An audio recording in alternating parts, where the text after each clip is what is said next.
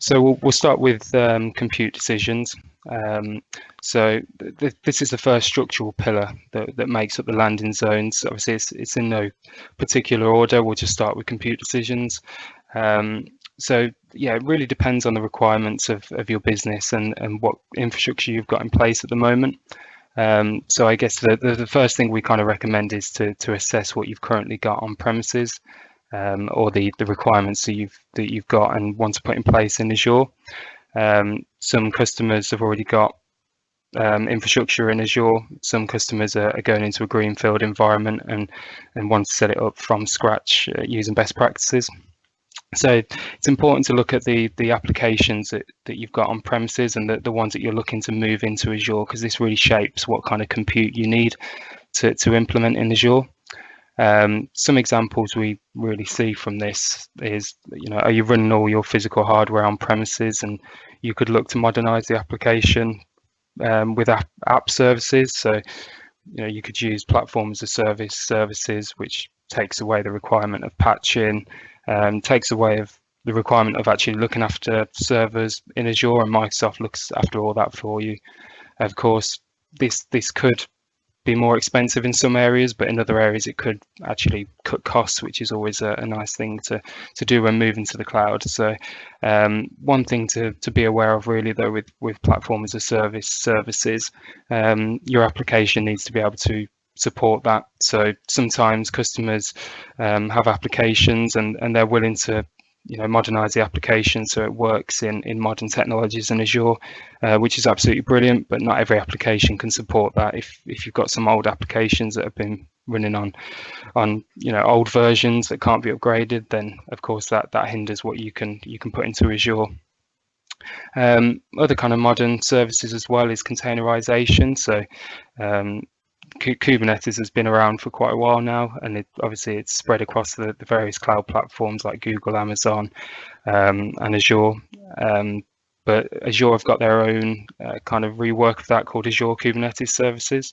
So again, this removes the requirement of patching, and it extends the benefits to things such as scalability, less downtime, rolling upgrades of your applications. So we can set automation and Azure DevOps in place so that you can perform upgrades on the go, and your Kubernetes containers will respawn and recreate without any downtime. So that is a really good benefit, and why we see quite a lot of customers at the moment opting to put their applications in this.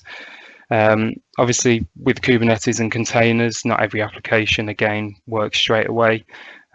Most of the time you have to reconfigure the application to work inside of a container, whether that's Docker on premises, whether it's Kubernetes in the cloud. But the good thing about it is once you've containerized that application, it brings out the portability of it. So you could decide to containerize it within Docker on premises and then move it to Azure Kubernetes at a point when you're ready to move to the cloud. Another kind of reason or scenario that quite a lot of customers still use now is opting to go with Azure Infrastructure as a Service. So this is quite a popular one because it allows you to lift and shift your infrastructure into Azure and then modernize at a later date. Of course, we always recommend to make sure that you're optimizing as you go along. So don't just throw things into the cloud and leave them there. We see a lot really of customers putting their infrastructure into Azure to get it off of on premises, and then realizing that it costs a lot more because the physical machines on premises are very powerful, and maybe they don't need that much power in Azure.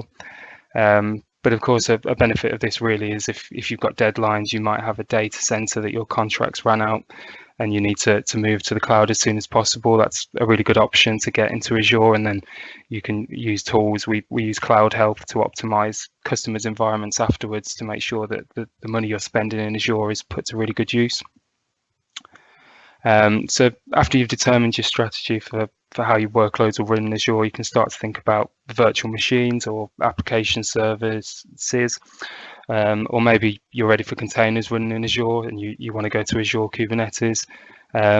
Policies, so part of Azure governance, Azure policy can be wrapped around the strategy that you choose. So this really puts kind of a layer in there to make sure that whatever the strategy you choose, you stick to it. It means that kind of members of staff can't come along and put random instances of other Azure products in there. It keeps it really streamlined to what you'd like to do, and it locks it down, which is always good, keeping your environment secure. So there's some other factors to think about when we talk about compute. Regional availability. I know we've got customers all around the world, and obviously each region has different capabilities of the resources that can be deployed. So just make sure when you're thinking about the compute that you'd like to put in Azure, just make sure that the strategy you choose is actually available in that region. Microsoft have got some really good documentation of all the products that are available in each region, whether it's UK, in Europe or outside of Europe as well. And another thing to think about is kind of your data sovereignty requirements as well. So we have to be really careful these days of where data's kept. Do you need it within the UK? Do you need it within Europe?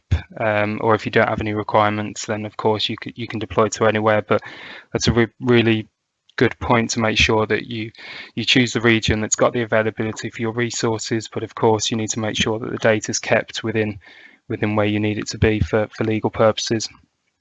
And again, Azure policies will really help out with that. If you decide that all of your data needs to be in the UK, you can put policies around that to make sure that resources aren't created outside of UK, and it really locks that down for you.